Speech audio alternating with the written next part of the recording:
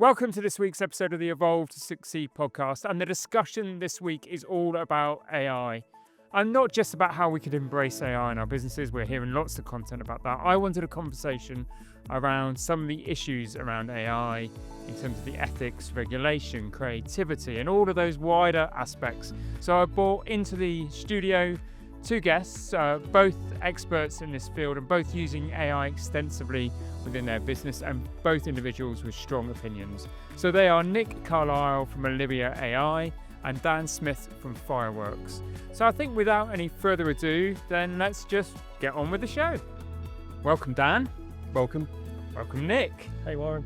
I'm really excited about this conversation. You know, I'm, like many others, are slightly baffled by kind of AI and what's it going to mean. So I'm glad to have you both here as my experts on this podcast. And I know we're going to talk about some themes around creativity, you know, hopes and fears about AI, human identity, skills and work, ethics, trust, regulation, and hopefully give our listeners that kind of very generic overview of, you know, where AI is now, but perhaps where it's going and some of those big questions. We're going to have about an hour to have this conversation, but we should probably really just kick off with, what in one sentence excites you most about AI right now? Who wants to go first? I think it's the size of the opportunity. I don't think we've ever had any kind of technology or time when we've had such a massive opportunity. And AI is a universal technology that can affect any business or any person in a positive way. There isn't a single, from a business point of view, I don't believe there's a single business, service, product on the planet that AI can't affect in a positive way. And its accessibility, the cost of it is so low. I think that's the most exciting thing from a business point of view. Because they do talk about it being in the industrial revolution, don't they? But that will apply to everybody. Yeah, the industrial revolution, you needed factories and looms and big machinery. Big investment. You know, I can access ChatGPT. You know, we talk about ChatGPT, Google Gemini, Anthropic's models. I can access them for free. If I pay £20 a month, I get a much more advanced model. So the accessibility, I know that's not universally across the planet, but certainly in the Western world. So that's for you. It's that excites you is that universal aspect of being able to be positive for a mass proportion of the population. The implementation of this tech could go into literally everything, and from sales, marketing, customer service, ops, the whole piece, really. Perfect. And Dan, same question to you. Yeah, similar. For me, it democratizes knowledge, expertise, and opportunity, I think. I feel for most of the planet, if we want to talk at it in those terms, if you're a big player, if you're a large organization with a large amount of credit behind you, then you've got an advantage over others might be quite a lot smaller. I think this gives an opportunity for smaller businesses to really punch above their weight. It gives them access to information that, you know, is really light years ahead of what we've had up until now, because we've relied on Google, where it's a search result, where it gives us a series of different websites we can go to information for. This gives us answers, detailed answers based on a lot of data.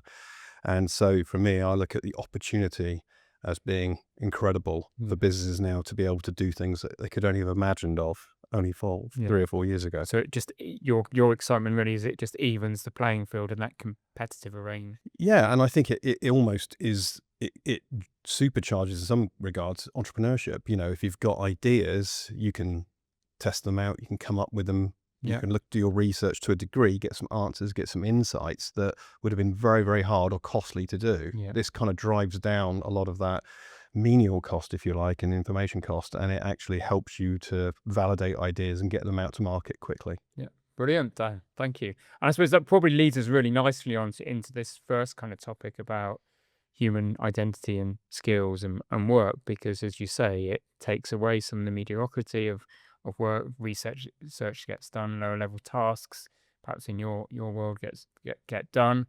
So we should probably talk about that, and perhaps the positive and the negative effect of that, which is what I want this conversation to be generally. Is will AI displace jobs, and is it going to create new ones?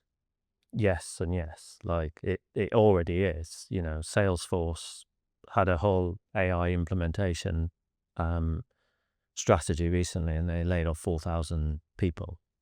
We're starting to see it with the businesses that we work with. And I don't know the official stats because I don't think they've properly come through yet, but anecdotal evidence from talking to business owners is suggesting that they're taking on less people because the reality is you just don't need as many people to perform the same Basic tasks. Yeah. We can answer emails tens of thousands in a day. We can provide customer support 24/7, every single language, using this tech, which is a fraction of the cost of employing people. And sad as that is, I think that's the reality of it. It's not AI in and of itself. It's as a business owner, anything that makes the business faster, leaner, more efficient, more profitable, we're going to use. We used the internet. We used, the other technologies prior to that. This is just the latest. It's the speed of change that I think is. It's the speed of change and the more dramatic effects that it's going to have, isn't it? That's what's scaring most people. But I think there will be jobs created. We used to talk about prompt engineering 3 years ago when ChatGPT came out, and prompt engineering was one of the highest paid jobs. But now AI can do better prompts than most humans. So, I think. And is that a view that you obviously concur with, Dan? Yeah, I think to an extent, yes. It's very hard to say right in here and now what it all looks like. I think it will definitely displace some of the more. I think if you are currently doing a job which is data entry, which is to a degree more menial when it comes to traditional white collar jobs, let's put it that way, I can see that it's going to displace those jobs to a degree because of profits and because businesses are going to be looking at how do we make a better margin. However, I do also think, and I agree with Nick's point, that I think it's going to create jobs, and you are kind of seeing some of that already, from security to startups. As I mentioned earlier, I think what it's going to do is it might even energize lots of smaller businesses which are made up of 3, 4, 5 people, which can So micro businesses. Correct. Yeah. Yeah. And I think what I'm seeing is that that research, the basic tasks get done, doesn't it? So you're gonna, in the short term, and it depends how this pans out in the longer term, businesses that we work with, and we're seeing it ourselves within Evolve, is we'll employ a higher level of staff that can advise our clients, support our clients, do the things they need to do and do the delivery, but we're using I won't just say AI, but technology to streamline systems, processes. And in my old world, would have employed maybe 2 people to support 3 people doing delivery, and we don't need to do that anymore. I think we're way beyond menial tasks though, and AI loves repetition and volume, but we're way beyond its its capability is way beyond that now. It can perform multiple things. It can, you can train it to build an entire business, to go and set up an Instagram page and then post, to go and set up a LinkedIn page, to go and set up a Shopify site. It can do these tasks. So we started with stuff that is loads of volume and repetition, but it's just advancing so quickly. And I think the latest models, we're seeing its ability to replicate what teams of people can do. So I think inevitably we are going to see displacement. We just are. And I think I could see that coming. One of the reasons X did, inspired the professional services firm, was I could just see the commoditization of compliance coming. And that was a big chunk of the business. And it was like, okay, this is probably the point of value. Before that happens. But I suppose in all industries, professional services is a good example. There'll be those that really do adapt the technology and exploit it and succeed, won't there? But it's, yeah. I suppose one of the questions, a practical question for you, Dan, is what skills do you think are going to become more valuable in this kind of AI world? So if we've got some, people listening to this thinking, well, I need to retrain, I need to reposition myself. It's quite a big question, but where should that be?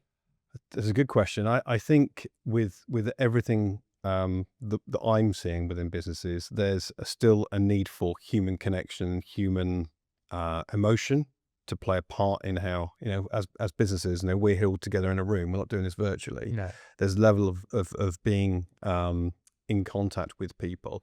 What I would say is that where the AI opportunity lies is in abundance. We've got an abundance of knowledge, we've got abundance of experience, we've got abundance of expertise that we can, and so people can create lots and lots of things at speed, en masse. What in there lies the opportunity is, okay, but how do we then, when everyone can do and say the same things, how do we differentiate? How do we do something that's not, going against the norm? And so where I see it is very much on a strategic level, where people are actively thinking and coming up with ideas, taking this opportunity now to think about how do we do things differently as a business moving forwards? If to use your example earlier, if I'm running a large accountancy firm and there's going to be a new player coming in, what might that look like? And so I think there's going to be a need for people to think about both strategically, how do we think and how do I position myself more strategically rather than a doer?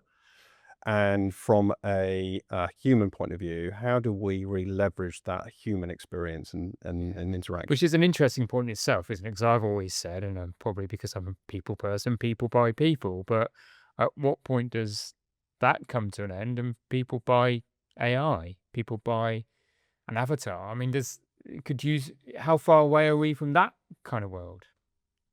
As soon as it's better and cheaper, generally, that's when robots and machines take over humans. In every historical period, that's what happens when it's better and it's safer and it's cheaper. Like, we as business owners, I'm not saying it's the right thing, but our ongoing approach to running the business is to make it more profitable, to make it more efficient. I agree with Dan. I think leisure is going to become more important.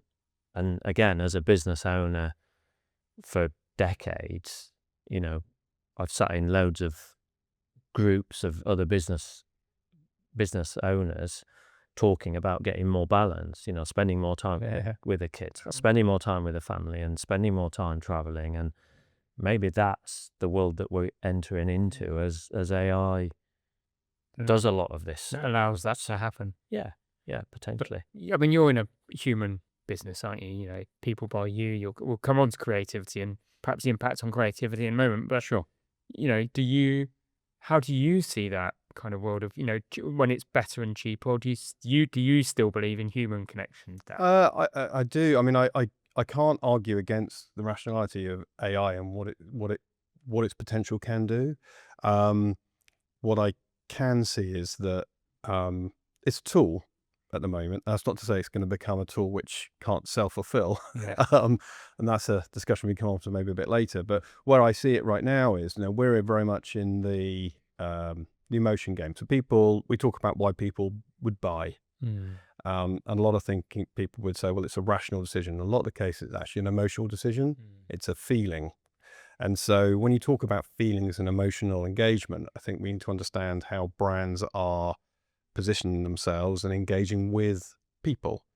Now, I think what's really interesting position at the moment is what it gives people is choice. How would I put the analogy? So people can do self-checkout at a supermarket, but they also can go to a till and deal with somebody now. I know with some people who would prefer to do that and deal with a person. Equally, if I was waiting for a customer advisory service, and I'm hanging on the phone for Sky for half an hour, I'd rather just get through it quickly. And I'd have that choice. So I think for me, this is about deploying tools and how those tools are deployed, but still having, there's a lot of promise at the moment and a lot of people suggesting that it can do a lot of things which haven't quite delivered yet. But that's not to say it won't. And so I think my overall positioning is thinking about the strategic overlay of how we're deploying some of these tools, Where I actually see a need is for businesses to be considering and ask themselves a series of very fundamental questions. Yeah. So who within a business is currently responsible for deploying AI? Yeah. Where does it sit Yeah. within a business? Who's making those decisions? Is it the person that's the most enthusiastic?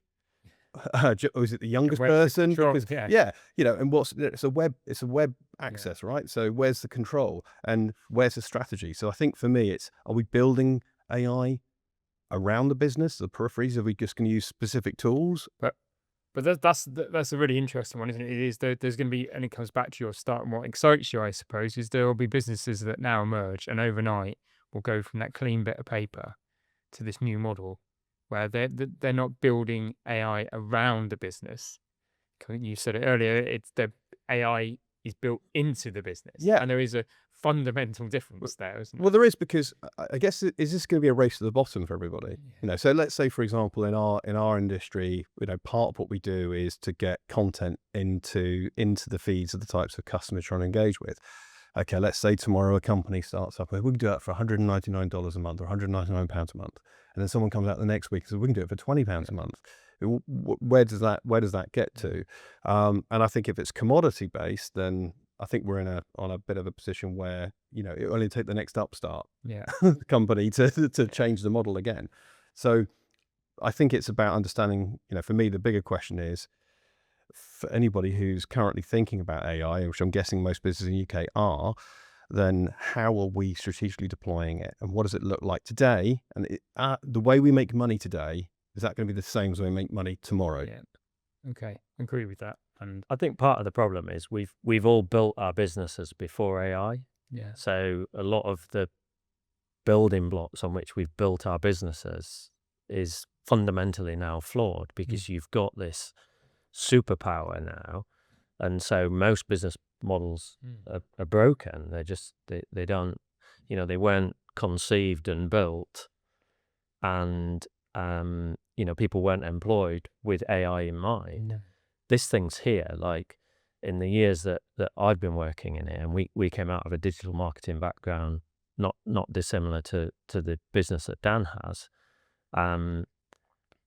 but we pivoted into just focusing on AI, and its power is just way more than we've ever been able to do in the past. Just feeding money into Google and Facebook and those kind of algorithms, we can do way more with much less now. Yeah. So it's targeted and focused and all of those kind of things. it's just smarter than certainly I am, and it's faster, and it works 24/7, and it still needs training like any team member would, but we see it as a member of the team. Yeah.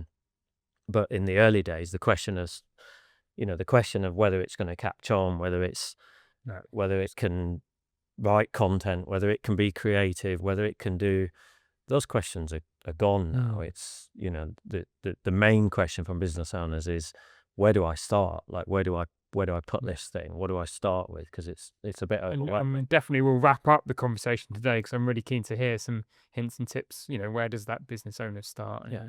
But we probably we talked a bit about some of the I suppose the concerns around skills, but in that redeployment of people and where people need to retrain. We've kind of talked about the loss of jobs, but I think that out of all of that, that has a human effect.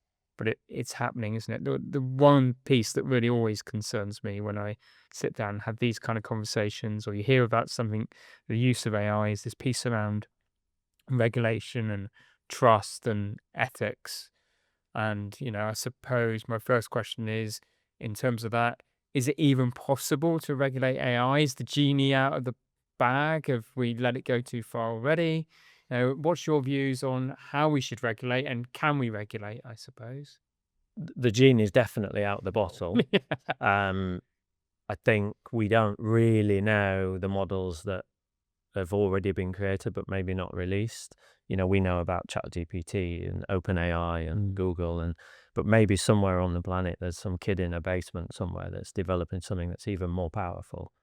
With regards to regulation, my sincere hope is that we can. We regulate nuclear and we regulate medicine for the main part. So my hope is that we are able to regulate this, but there's an element of a lack of understanding of where this thing could go. And if you listen to people that are way smarter than I am with this technology, that's their biggest fear, is that we don't really yet know. At best we can probably conceive where it might be in 20 to 30 years, but imagine 200 to 300 and even for me as a layman, feel like we're even kind of regulating it where we are now. It doesn't feel like we're trying to get a government, doesn't seem, around the world don't seem to want to get a grip with that.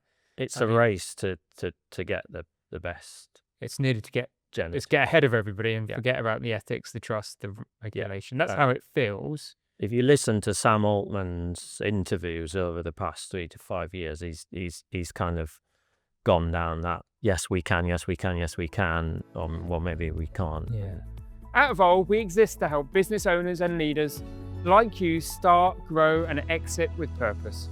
Whether it's coaching, peer groups, strategic advice, leadership and development, or just needing some financial clarity, we're here to support every step of your business journey. If you're ready to evolve, we'd love to help you take that very next step. And what do you feel, Dan, about this kind of whole ethics and regulation piece around AI? Well, it's really interesting.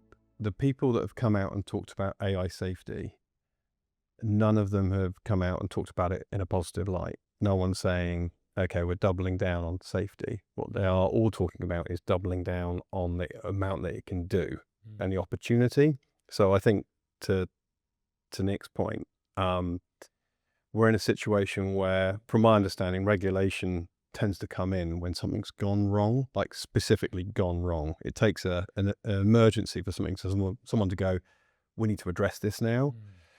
Because of the nature of it and because of the nature of the models, you can have a bad actor in another country with no regulation, or not Western regulation, if you like, that is going to potentially cause issues. And that is kind of the problem what we face. I do think there should be regulation, and I do think that within businesses as a whole and countries as a whole, we have got it upon ourselves to actually consider from a safety point of view and ethically point of view. People are being, again, talking about from a creative industry's point of view, be it music, literature, art, people are being ripped off left, right, and center. How the models have been trained, there's still a massive debate around how these models have been trained, where they've got the information from. The copyright of the individual has almost been completely forgotten about to a degree. And so ethically, I think there is a massive problem there. And almost like people just go, I don't care. We're getting on with it because we want to generate more power, be the best at this. And it's all about power, I think. Well, it is, I think. And you've got some of the world's richest men and women absolutely controlling these entities, and they don't want need or want regulation. They want the power, don't they? Surely. And that's the way they circumnavigate regulation and governments, and ultimately create power bases for themselves beyond anything humans have ever dreamed of. That's probably that James Bond villain kind of character that I kind of have in my head one day is, does AI lead us to that? I think all three of us would say we can see a similar situation with AI, and we can see what the potential pitfalls could be as well as the opportunities. Where is it on the headline news? We're talking about Ukraine, or we're talking about the economy or immigration at the moment, but you don't hear about it at all. And it should be really dominating the headlines, but it's not. And as somebody that's really in the AI world, the business is built around it, how do you feel about that? How do you sort of counter that? Yeah, I feel slightly conflicted. Part of me wishes, if I think about it from my kids' point of view, part of me wishes that this genie hadn't been let out of the bottle. But we are where we are, and I'd rather be as much inside and try and have some influence from within and use it as a tool for good. It's just like a hammer. You can hammer nails, or you can do damage with it. There's just a massive amount of uncertainty on just how powerful this thing could be. But as Dan said, the people that tend to know the most and speak the most about it are issuing some fairly grave warnings about it. We're just using it to answer it. Facilitate, as a business tool to facilitate things. I agree with that. And what warnings are they issuing? it's that uncertainty. I think it's just how powerful could this thing be? When it Elon Musk said, I think the other week, by 2029, which is not that It's far only around the away, corner, isn't it? Yeah. we'll have AI that has the collective knowledge of the human race, in one single entity. It's relatively scary as to how that could go. Yeah, the concern is artificial general intelligence will be next. Yeah. And following very closely behind that is artificial superintelligence. And the timings behind that has come crashing down from what was going to be 100 years away to 50 years away to a matter of a few years away. And the argument goes that, okay, let's say, for example, you're a CEO within a business, and let's say you're going to deploy AI, agentic AI being the next kind of wave of how businesses are deploying AI effectively. Let's say you've got artificial superintelligence. Well, that's going to know much more than any CEO of any business is going to know. So why wouldn't you have that running the business? And then if you think about defense and you think about what that can then do, why would you not be deploying AI in a sophisticated way? Because it would take one bad actor to be using AI to deploy it sophisticatedly, that you would then be looking at, okay, we need to counteract that superintelligence on our own. That is a massive race to the bottom. Because we've got no control. There's no off switch for that. We thought, the Cold War, the nuclear war, nuclear Armageddon and the fears of that 20, 30 years ago was scary. That is just that on speed, isn't it? Yeah, and that's what the doomsayers would kind of say are the potential problems. And that might be the case. Equally, it may not quite realise in the way that people are foreseeing it. But we've all got kids, and it's the uncertainty of it that I think is the scariest part. And so in the meantime, we're trying to use it as a positive tool. And it's creating some amazing positive. Because it is this dilemma, isn't it? I think this sort of sums it up. Right? All of us, have got young kids, and I do fear for them and what this means. But on one hand, you've got this great fear, but you can't ignore it. You can't bury your head in the sand and not use it to some degree. No, you can't be a Luddite, can you? So that's quite a moral dilemma, isn't it? Yeah. Well, we've seen it with the film Oppenheimer recently, haven't we? Where it's rekindled the debate about nuclear. Yeah. And I think the argument right now with AI is we're so busy asking ourselves if we could, we're not asking ourselves if we should. Yeah. Or should have. Yeah. I think most people would say if you press stop now on its current development, people generally within the AI circle say they would pause, reset, or just at least take what we've currently got and go, that's good, we're happy with that. Humans are still in control. The fear and the concern is when we're no longer in control. When did humans not become in control? Bit like the Terminator film, isn't it? So and there's this thing around the ethics around bias, isn't there? And you see, AI create some things and put stuff out there. Is that bias just inbred into it now? Into certain AI models. We always used to talk about that echo chamber, didn't we, on social media? But again, it's that expedited, isn't it? So, what's your views on that piece around bias in AI? And I suspect it's biased because we as humans are biased, and we're training, and that's what it's been trained on. I think you could potentially untrain that bias, but where's the line on that? It's going to be biased towards certain things in certain situations, as we all are. It's I'm not sure how you weight the information in a way that goes into it to ensure unbiased. There's always going to be an element of bias, and an LLM is giving you, an LLM with ChatGPT is the one that we all know the most. It's giving you the most predictable answer based on a whole series of information, and so it's got its own bias by nature in that. I mean, I agree with Nick. It is biased. If you look at how most AI delivers its results, 50% of that is on the pre-training data, and now that is dependent on what it's been fed and what it's taking that data from. I'm sure if you were to use I'm thinking about the Chinese one. Is it Deep Blue or Blue DeepSeek? And you were looking at, and you asked, and if you do ask different AI models, it will give you slightly differing results based on what it's trained on. So I think it inherently is biased. We as humans, as Nick was saying, are biased. Our media is biased, so I think that Sure enough. just pick up the Guardian or the Telegraph and you can see how biased, how different a set of one fact can be. So I think that, yes, it is. I think that as humans, we are biased. And I think that it's a case of, right now, it's how we're using that to ascertain information and to form our own judgment on things. This is why I don't think you can necessarily take everything that's being said to you as written, but never has that been the case. No, not from any medium, not from the TV, from the, when I was growing up, if it was in the newspaper or on the TV, it was the truth. You believed it, yeah. Yeah, there were very few other medias coming up. Yeah. But now, like, it's my instant reaction is that's probably not true. Yeah. And AI just allows that truth to be shifted even further. But I think that's the biggest issue, isn't it? Is now you're seeing deep fakes using AI, so you can't even necessarily take what you've seen as a video on, especially with my daughter, for example. She'll see stuff on TikTok or YouTube, and a lot of the time you have to validate whether it's true. Yeah. The true video, Yeah. Is it true? Is it? Yeah. Can we validate it in some way, shape, or form?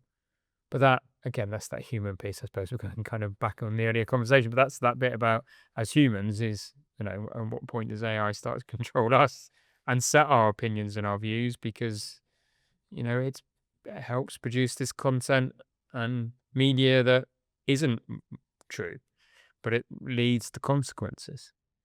It's no different, as Dan said, it's no different to the media that we've had for a century, or, TV, newspapers, radio. Yeah. They all have a bias towards. They all try and manipulate us in some way, shape. Yeah, advertisers, it's a multi-billion, trillion-dollar industry, pound industry. It's just, it's all about trying to shift our attention and focus and decision making. AI is just the latest tool in that toolbox. Yeah. Just the step on. I suppose that does lead into a conversation around creativity. So probably need to start with you, Dad, as being the creative in the room. And you've already talked about the copyright piece. Elton John's come out quite vehemently and said nothing's original anymore. It's all being ripped off, that kind of things. I suppose would start with the question for you is, can AI be truly creative, or is it simply remixing? I'm going to be biased in my response here.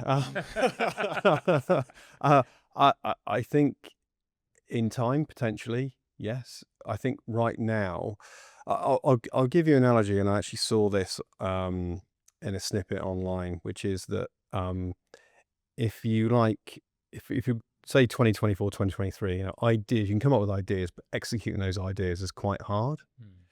And you might say, okay, we're into 2025 and I've got an idea, and to execute it is easier, for example.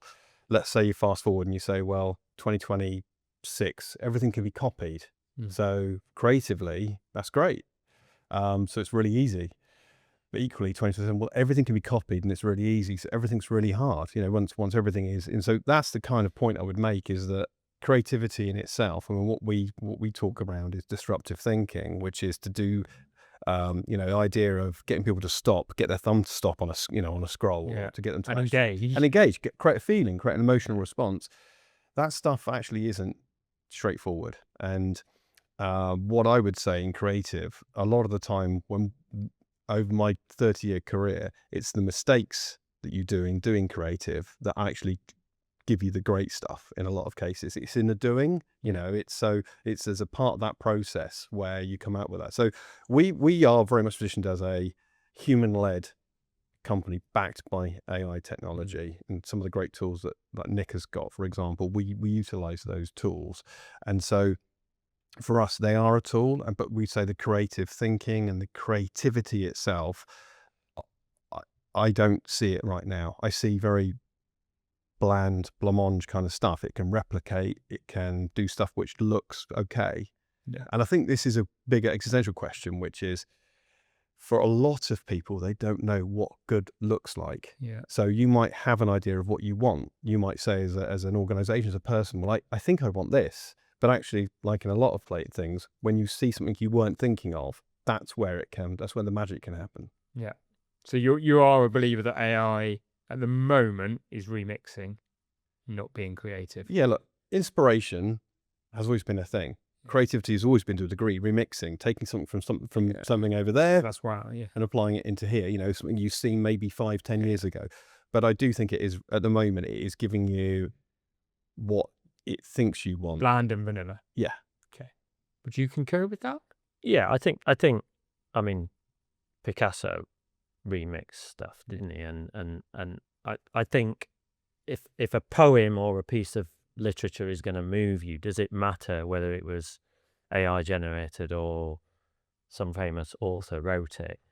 I think Dan is right, and the challenge we've got is there's a laziness around AI. I put a prompt into ChatGPT and it gives me a crap answer, and then I post it, and like, people are just lazy with it. Whereas if I spend the time to train it, so let's say from a marketing point of view, Seth Godin, one of the world's greatest marketers, I can feed his dozen books into one of the large language models, and I can create a series of prompts to give me a go-to-market strategy for my business, for instance, that is way better, cheaper, faster, more efficient than I could go up to London and pay a London agency 20 grand to do.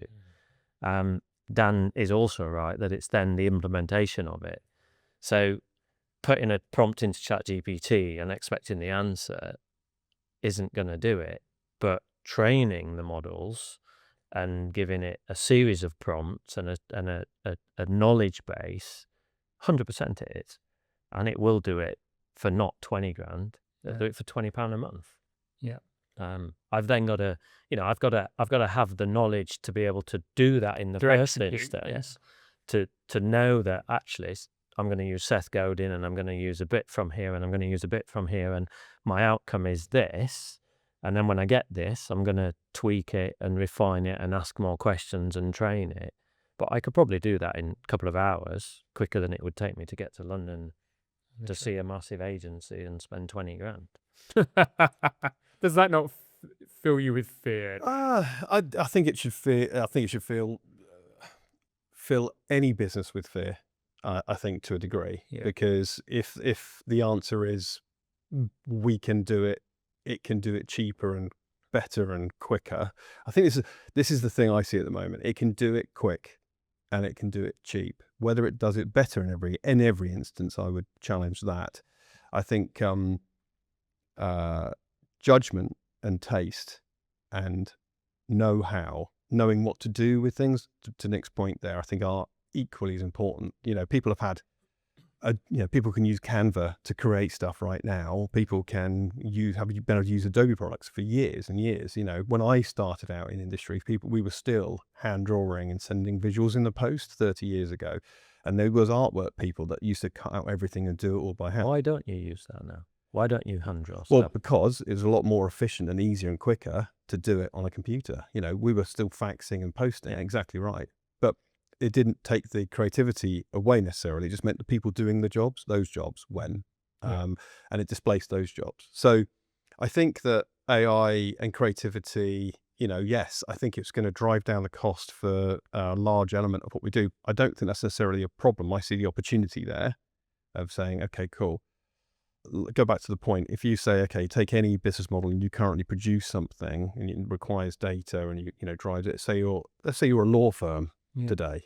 I mean, you should be absolutely petrified to a degree about, if I can get legal information from ChatGPT, which is validated and true, then why would I go to a lawyer, for example? Might be the question, right? But you're still going to have lawyers and you're still going to have law firms. So I think I would just say, where's the opportunity? Hi, it's Nick from Olivia AI. Thanks for listening to the podcast. If you're thinking about getting AI into your business but not sure where to start, we have a free, no obligation AI audit. Just go to the website sales.olivianetwork.ai/free AI audit. Coming back to that piece around, I like that does it really, and I never really thought about it in this way, does it really matter if a poem or a song or a piece of artwork moves me, whether it's created by AI or humans? Well, you'll get to the point where you don't even know. Yeah, Like, I don't think I would know necessarily now. People think that they can recognize content on LinkedIn, for Yeah. instance, that's generated by ChatGPT. That's because the people posting that on ChatGPT have put a single prompt in, picked up the post, picked up the answer and cut and pasted it. Like, you've got to be a bit less lazy than that. It's the hyphens, isn't it? I love the it's the hyphens in ChatGPT. Come on, like, it's given you 90% of the content, work, creativity in 5 seconds. Do a little bit of effort. And that's, forget AI. That's just a universal trait of what sets some people apart from others. Yeah. And it has always been the case, isn't it? Always, yeah. There is that kind of people that will just do the minimum, get it 100%. done. And there's people that put the effort in, provide that service, put the premium into it, put some effort into it. Totally. Get recognised and probably succeed. Because AI is just supercharging that dynamic, because, and I think there is an element in what Dan says that for a while, true creativity, because the volume of content that we're going to see across these platforms is going to go thousands and thousands of percent. The way to stand out is going to be more and more challenging, and so like personal brands and true authenticity is going to win for a while. But there's going to come a point where you're not going to be able to tell the difference, and we're already starting to see AI generated influencers that are being used by big brands, like mega brands, that are getting the same, if not better, results than sports stars and models and celebrities, and a fraction of the cost. It's starting to happen, and consumers are engaging with those, because they're well trained in the background. It's not just a single prompt in ChatGPT, or there's a whole team of prompt engineers and advisors and throw in a bit of creativity. But after a while, this is going to just become the norm. Self-fulfilling and becomes the norm. We're not going to be able to tell the difference. I'm going to have to ask you this, Dan. Obviously, by the sounds of the conversation, you're definitely using AI in the background to, with marketing campaigns and getting the processes done. Are you using AI to create any of your creative content? Not, well, it depends on what you label as creative content. And I suppose an AI is technically, yes. So if we are, let's say, for example, we are going to do a white paper about a topic for a client, and part of that is, okay, we want to put some data and research into that, then absolutely we would use AI to kind of support. That's proper use of AI in Correct, day and age, isn't it? If we're saying, okay, we want to create an image that doesn't exist. Let's say recently we did a campaign for a client which we wanted to have paper mache, origami graphics, which we could, the only way really to have done it would have been to make it out of hand. Well, we used AI, we used Midjourney to create the imagery for that based on a concept that we had that we couldn't just easily do. So we will use it in those terms, creating a logo or identity or coming up with the brand infrastructure. Not at the moment, no. That's not to say that it won't get, we have tried it. We've sort of like gone, okay, I did it recently, which actually I wanted it to do a diagram for me. And I put it in the prompts so I can visualize this, and it did it, and it looked like a pile of crap. Still, that's in GPT-5, by the way. And now, don't get me wrong, there are some things where we've said, okay, take that photograph, make it into an illustration, a cartoon, and it's not bad. It's not bad. But it probably is your starting point then, doesn't it? Yeah. So I think that we do use it in those ways, but for us, it starts with the idea, and then we're using the tool selectively as much as we can. So you would say your creativity is the ignition, the idea, the principle. This is what we want to do. This is how we want to create something, and then the tech. You don't even need to use the term AI, is helping you fulfill that professional creativity. Photoshop, which the guys use, in the old days, we would have said take an image out of a background, or take a character out, or expand the background out. That does that now. It used to take us a long time to do that. It takes us now seconds to do that. Great. So that's mean it's more effective for the client. Yeah. Client's saving money in achieving that. That's fine. I mean, that's all good. I think it's a case of us having to work differently. Do I see ourselves being a 100-person agency today with this sort of traditional structure? No, I don't. I think we can deliver more with less people. Yeah. Or the same people, should I say? The same amount of people deliver much, much more. It's interesting, isn't it? That night in my world, in a services world, I always think about income per head. Yeah. And I'm already thinking those old metrics that I had of X per head, and they're out the window completely. You'll get And you got to change that, haven't you? you get single person businesses doing 5, 10, 15, 20 million, 100 million, a billion, like in time with an army of AI agents doing this. And to Dan's point about that creativity, he tried it on a logo and brand and it was crap. Like AI could have done 100, like maybe 99 of them were crap, but you can use AI to then say, right, okay, well, that one's rubbish, make it more like, or give me 100 variations of it. Oh, I like 1, 7, 12, and 64. Combine those together to give me something that looks more like Aston Martin or Nike, and you just keep prompting, and so I hit skill, isn't it? That's the creative skill. that's or in a professional services world, it's the knowing what the prompt should be and knowing what the question should be. I've never classed myself as a creative person in the traditional sense, but that might be the new definition of creativity. And for someone like Dan, who's at the top of his game, doing those things, I just think AI is catching up super quickly. And like we keep talking about, where's the line? Yeah. Oh, well, we'll use it for research, but we won't use it to create images. Or we'll use it for this, but we won't use it for that. We'll use it for that line's just moving all of the time. And there are people that are building single person businesses that are doing, those revenue per heads are just like gone. I don't disagree with any of that. I think that it is moving all the time. I think that what it could do 6 months ago and what it can do now, or each day, I think this is the biggest challenge actually that businesses have got, because creativity is just one part of it. I mean, people can easily get a blog written out of ChatGPT in a few seconds. I get a response on most things in a few seconds. I mean, it's frighteningly good, and so the challenge is sometimes not from my point of view, I see mediocrity. I see a quick mediocrity level. Yeah. That's not to say your point is laziness, Dan. You're right. Yeah. It's a product of laziness that we're seeing all this content that just has been, single prompt, that'll do, stick it, put it on, and it's just, that's never going to win. No. But creating a whole content strategy in 4 hours instead of 4 minutes, which is the single prompt, that's going to be a huge win, isn't it? It's going to be as good as most agencies. I think interrogation and iteration are always part of a process. I think it's knowing the questions to ask and how to frame the questions and what you're looking for and what's going to make it engage. So how should that's a really good point, isn't it? And you're both talking quite passionately about getting the right prompts and iterating and questioning AI to refine and improve.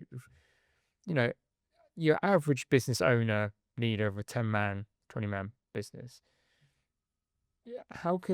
what should they actually be doing to develop these skills either themselves or develop the skills within people within their business? How do they go about doing that? Right now, I would say people should be asking themselves a series of very fundamental questions. Okay, so if I was running any business right now of any scale, I'd be looking at it and going, what's our current setup? How do we currently make money? If a company came out tomorrow that was using a number of AI tools, what would that do to us? What's going to happen? What's the consumer need for whatever product or service we're currently providing? What data do we know about those customers? I'd be using AI tools to challenge my thinking. For me, I use AI for a number of different things, but challenging my own thinking, understanding more of what AI tools can do. I see loads of people on LinkedIn going, if you want to be seen in ChatGPT, these are things you've got to do. Well, actually, if you want to sanity check that for yourself, go and ask the AI tools themselves. But that's where I see people are that people are learning through curiosity as much as anything, aren't they? They need a strategy. I think they need a strategy. So you need to really, like, people should be taking a significant amount of time out of their week Yeah. and thinking about this ongoing, because it is moving, to Nick's point, at such a fast pace. And if we're talking about creativity a bit today, but I think any business, you know, if the promise is that ChatGPT or an AI model can replicate in seconds any specific service offering that a company's doing, then everybody's up for game, in my opinion. Yeah. And my point on all of this, and I'm sure we'll get onto it, is this is a food chain. So let's just say that the tip of that was marketing companies that generate content. Well, if you're any company that's providing professional services, for Yeah. example, knowledge, expertise, and knowledge is worth nothing, then that's a huge amount of the UK economy. Commoditized knowledge and expertise in a services world, there is not much left to a services No, business. It's the no. So that for me is where I would be asking a series of set fundamental strategic questions if I was running a business. And we do this. We go in and we kind of talk with our clients, because marketing isn't the same as obviously what you're Yeah. involved with, but you're looking more at the whole business. You know, we're looking at very much the sales and marketing end of it. So, but it does ask questions. You know, if you're if you're currently selling a mediocre product and you don't really have a point of differentiation, you know, the question we ask clients is, why buy from you? Now, those are questions that I think at the moment, I hope to see AI necessarily answering that question without enough data in it for clients. But those are fundamental questions. Why buy from us? Not Yeah. just today, but tomorrow.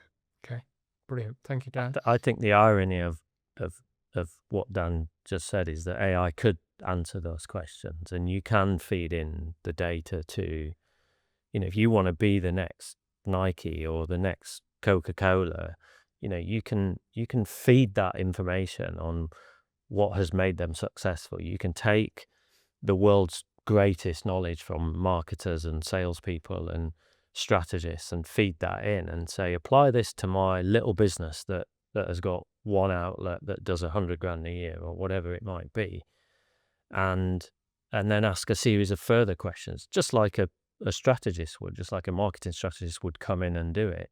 You can have that two-way conversation. When ChatGPT first came out, we were asking a question and taking the answer. You can now have this two-way conversation. Yeah. Yeah, and you can say, oh, you know, I like this, but make it more like, you know, ask me. You can even say, I want to create a killer marketing plan.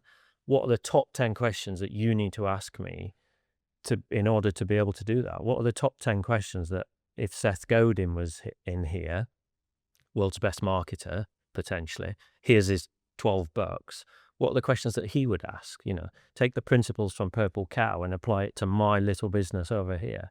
Like, the power of that is immense. And it might not be for everybody, but it's for 99% of people, I would say, 99% of businesses. So this leads me on to, we've all started, run, sold, exited, gone again type, you know, in our businesses. And that comes down to risk, doesn't it? Taking risk and entrepreneurial risk. And I'm going slightly off piste here.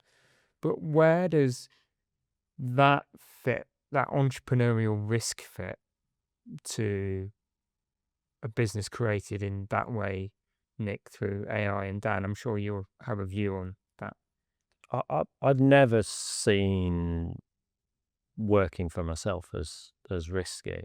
I've always felt like having ownership of my own destiny in that sense as being less risky. I think what you're potentially alluding to is if you build a business around AI and then just follow the plan. Yeah. I wondered if you were. But I think, to put that in context, I think in the old days, if you had enough money, somebody could write the plan for you. Somebody could do those research. I really concur with your view that AI can do it like that. And if you're intelligent and you spend time with it, or refine that plan for you. But actually, that's one thing, isn't it? But I think my view, maybe different from view to the two of you, is those that really succeed have a plan, but they see that one moment of opportunity and seize the opportunity presented in front of them. Well, I would say there's a difference between having an idea and executing an idea. Yeah. You know, I think that people have lots of ideas all the time that never see the light of day. Yeah. And a lot of that is down to time, effort, just the gumption to go in and do it. We always use the expression, it's well worn, but you fail fast. Try it, do it, see what happens, see what works, get it out there. I think the dilemma from what we're all talking about is all three of our businesses, for example, let's say they're all replicable. Let's say I could go into ChatGPT and it can create a chatbot, or it could create an advisory service. Okay. That might well be the case. You've got to then say, okay, let's say we're marketing and we're going out, we're marketing to people. Let's say we're going to do emailers and we're going to go on LinkedIn, but we're actually selling to other AI agents, or we're selling to massive people that have just switched off, that are going, I'm not buying. Then that is, again, this is all about, we're talking about race to the bottom stuff here, aren't we? Yeah. So I think that there's still a lot of people that are going to buy in different ways. There's still going to be people that are engaged in different ways. And I think that it's tapping into different types of market. I think it does, going back to my earlier point at the start, it democratizes opportunity, in my opinion, but you've still got to have the energy. You've got to seize that opportunity, execute it. Yeah. Yeah, it's not, look, it's never always about price. If it was about price, you wouldn't have Waitrose, and you wouldn't have Porsche, and you wouldn't have Patek Philippe, you wouldn't have, an office like this. You wouldn't have any of that. So it's never always about price. So I agree with Dan on that. There's more to it than that. Okay. So as we start to wrap up the conversations, and we'll do some final reflections in a minute, I suppose we should talk about this dystopian versus utopian kind of world, and where are we heading, and what's your view of, are we heading for utopia, or are we heading for something much grimmer than that? Yeah, the narrative seems to have shifted with regards to AI to this now. Mel Gordot talks a lot about it. Most of he's written some great books around it. Yeah, most of the top people in this space are talking about this. My hope is that we have this abundance. As I said before, as a business owner, there's always this work-life balance, or the work-life, we've moved it to work-life blend and all that kind of stuff, and spending more time with the family and friends and doing things that we love and leisure. And I think AI's probably got the ability to give us that back. It's just what's on the other side of that coin, and it's just that uncertainty. But my hope is that that we'll get there. My fear for my kids is, the world I live in now is quite different to the one that I grew up in as a kid. But fundamentally, it's not that different. No. I still drive a car. My dad drove a car. I still go to work. My dad went to work. But whereas I think when my youngest gets to my age, the world would just be so different. Yeah. The speed of change for kids coming through is just Potential. Yeah. How do they live in that world that they're currently growing up in? I don't think it will exist. Utopia or something else? I don't know. I don't think, and what any of us don't, we just don't know. No. So we start off with that. I think that there seems to be two very strong arguments at the moment that are coming out loud and clear. One is that it's going to replace so many jobs that we're going to have to rethink how work and how people generate income. And if what people are saying, if the hype, and I have to say there's a lot of hype, and a lot of the hype is being led by the leaders within these AI companies. It's in their interest, by the way, to push this as it's going to be this amazing thing. And us as humans, we love things which are new. New's like a promise of better. And so I have to have a level of kind of cautionary element of it in my head going, is it going to be as they're saying? If it is, I think it could be dystopian. Yeah. And I guess that's so different to when Oppenheimer first created the nuclear bomb. It could be really bad. Equally, as humans, I think we've managed to somehow over the last 50 years prove that we can actually pull ourselves back from the brink, and we can make it work okay. It feels to me like it might need that. If it is true what people are saying, we might need to be in that situation where we pull ourselves back from the brink with this. If it's true, if superintelligence is going to do what it does, then we won't. Everybody says we'll be like pigeons. going around on the planet. We Yeah. get around. Well, there is that Yeah. view. My hope is that there's a blend, that we see a blend where the good in people, and I can't believe I'm saying this as a marketer because I'm so cynical, really, but the good in people wins out, and that we actually understand what we're doing and we pull back from the brink a bit and we go, actually, we cherish this. Because I think, and we talked about this prior, if businesses do start culling jobs to the millions, then how people are paying, people talk about manual jobs and plumbers, for example, being the future. But if all you can be is a plumber, then you're going to have millions of plumbers. You don't need millions of plumbers. Yeah. Do you? And who's paying them? Yeah. Where's the money coming from? So this is the point, isn't it? Around, where, if we're all, for example, got a better work-life balance because we've got less work to do, how are we earning the money to pay for the mortgages and the council tax and all this kind of stuff? And that's that concept, isn't there, which you two introduced me to, really, that I'm then kind of looked into, is that universal kind of basic income. I know that's something your kind of thinking might be. I hope I'm wrong. I can't see a world where that doesn't happen. I think the inevitability of it, and it's already being trialed. It's being trialed in Scotland and in Wales, and you won't see much on the news about it, but if you search deep enough, it has been trialed. And, Sam Altman has created WorldCoin. Sam Altman, the founder of OpenAI, also founded a vehicle which is a vehicle for UBI, for universal basic income. I can't see a world where that doesn't happen. So for our listeners, just explain the principles behind universal basic. So universal basic income is kind of like a welfare state where, the majority of people get an allowance to cover basics, food and housing, and we live a more leisurely life because there's less work to do. Is that good or is that bad? A lot of people are striving for that. We've just been conditioned to be workers for so long. So I haven't fully wrapped my head around it. And I don't think anyone will fully know until it happens. But, the mechanisms are in place for that to already happen with crypto and blockchain and WorldCoin and things like that. I think and some of the trials that have been happening where people have been given income, CBDCs and, the removal of cash from our societies and all of that kind of digital currencies. I think it's inevitable personally. I wish it wasn't. I think it's already happening, and it's happened more than we realize. Or the steps to make it happening. I think it's already happened. The steps to facilitate that have already happened in the background. I don't think Nick's necessarily wrong by that. I think it's just you would have to change the entire world model at the moment. So if you took the UK, for example, and let's say you had UBI, well, most of the government's money is coming from tax. It's either coming from income tax or NI contributions or corporation tax.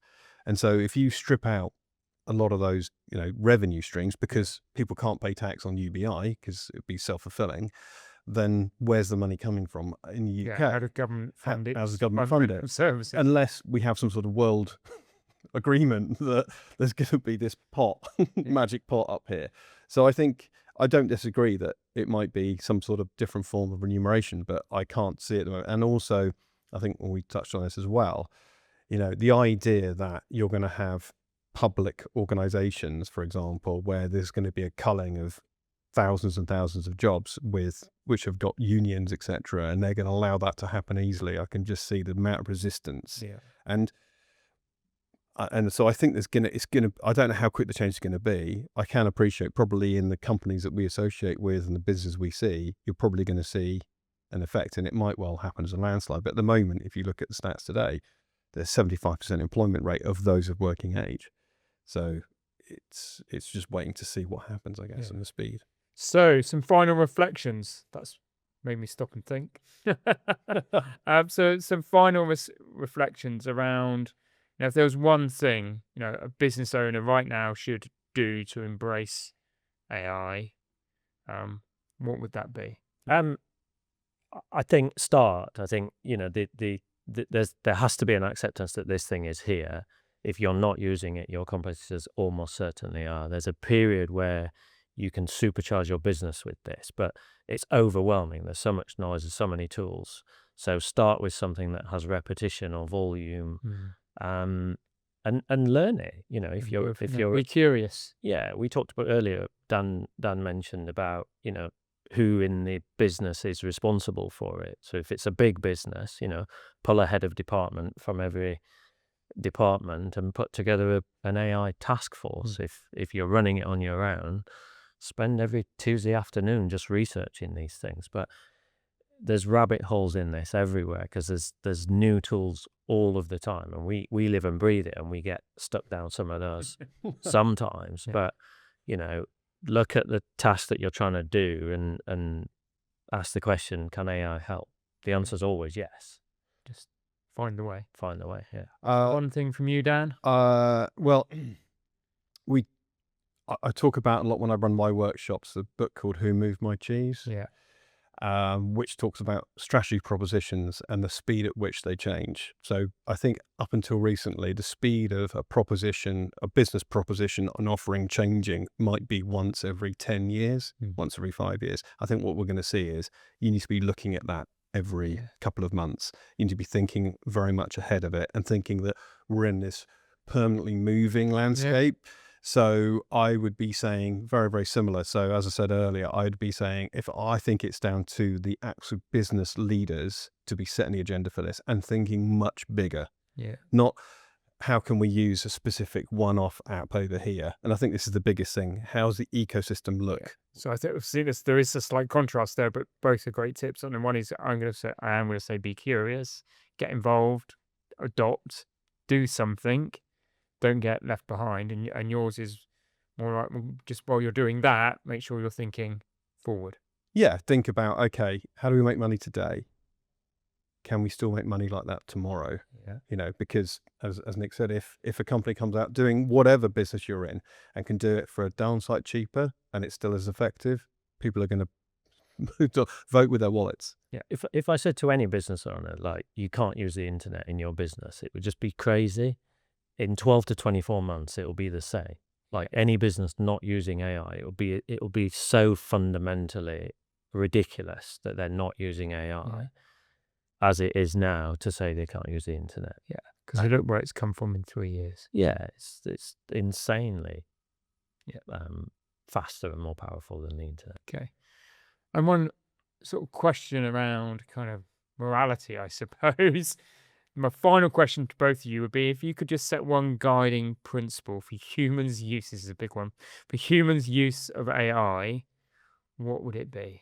One guiding principle for humans' use of AI? Oh my gosh. I don't know how to answer that question specifically, but what I would say is that I think people should take it on the onus on us as a community to start pressurizing organizations, larger organizations and governments to start doing things in a more responsible way when it comes to AI. That's what I would be trying to say. So in the way that we use it today and deploy it, let's try and think about using it to do good. But I would say it needs to start more holistically, like we need to put pressure on. We need to be asking those tough questions and it needs to be brought to the front more. Yeah, it needs to be in the media more, in the agenda more. Okay, brilliant, Dan. Good response, Nick? Yeah, same. It's hard to disagree with that. I think it's just like a tool, and you know, at our level, we're not influencing these models in that way, but we can use it for good. You know, we don't actually, as business owners, have to lay people off. We don't actually have to not hire as many people. At some point, that is going to win out. But for the next period, you know, we can use it for good to grow businesses and give back and all of those kind of things. And I think, if I don't mind me just making one last point, because we talked about kids and we've got, what was it, 9 kids between us? Yeah. I am genuinely concerned for the kids. I think they're going through an archaic school system, learning things which are completely irrelevant for them. And I think that they're going to come out thinking they're going to find jobs at an entry level. And I don't see it. I don't see them getting the same opportunity. Well, the stats are already showing that, aren't they? That, you know, school leavers, university leavers, even my daughter that's 16 looking for a Saturday, Sunday job is on a holiday job is struggling because those roles aren't there as they used to be. Yeah. So I think that it's upon all of us to start thinking about, look, I think if we could pause and take a breath, I think we should. Yeah. I don't think we will. But the genie's out the bottle. Because the genie's out the bottle. Yeah. Perfect. Thank you both for being great guests on the Evolve to Succeed podcast. It's been a fascinating conversation. My mind is whirring. I'm not sure what I'm going to do for the rest of the day, but I think I might just go and be curious. If people want to learn more about you and your businesses, where can they go? Nick? Our business is Olivia network.ai. You can find everything on the website there, or hit me up on LinkedIn. Brilliant. And Dan? So fwx.co.uk, we've got some really good download guides and some kind of self-checkout stuff where people kind of go through a checklist of bits to kind of get a report out. So some good guides and good video content on there. So yeah. Brilliant. Thank you. Thank you both for being an awesome guest on the Evolve to Succeed podcast. Thank you. Thanks. I think my mind is absolutely blown. It's one of those conversations you have that gets your mind whirring about opportunity, but clearly obviously threats and kind of what happens next and where are we all heading. But I suppose hopefully my intent with this conversation was that we would all learn something about AI, how it may apply to our world right now, how we can embrace it, but also challenge our thinking about where it's going. And I think, in my opinion, both Dan and Nick and their sharing and their expertise and the tales they told do that. So I hope you've really enjoyed this episode. If so, please, add some comments if you're listening on YouTube, rate, subscribe, review, and we will see you soon on the Evolve to Succeed podcast.